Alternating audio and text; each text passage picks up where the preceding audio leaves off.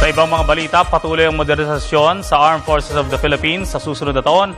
Inaasang dadating sa bansa ang biniling bagong aircraft ng Philippine Air Force na gawa para sa itong report.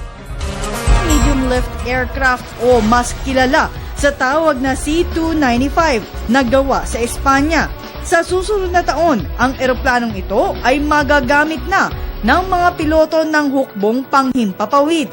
Matapos pumasa ang kumpanyang Airbus Military sa Bids and Awards Committee ng Defense Department nitong Enero.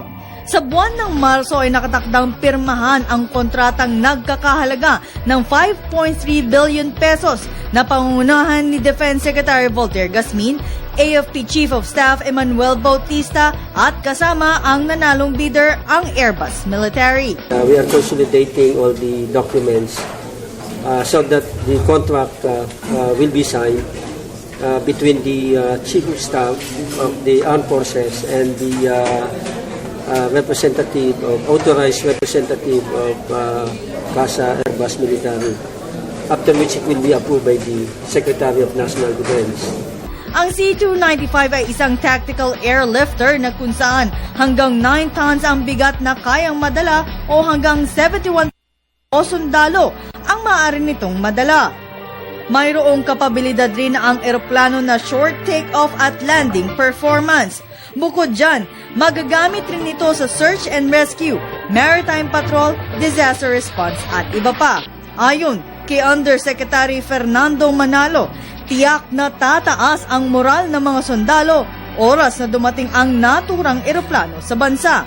Anya, ito ay akma lang sa ating kinakaharap na problema patungkol sa mga kakulangan sa gamit ng militar. This additional aircraft will definitely enhance the capability of the Air Force and definitely reflect on the morale of our Air Force personnel. Before, ang ginagamit lang natin is C-130. This will augment the requirements of our C-130 and magagamit ito doon sa mga short runways, magagamit ito doon sa mga ngailangan ng mabilisan.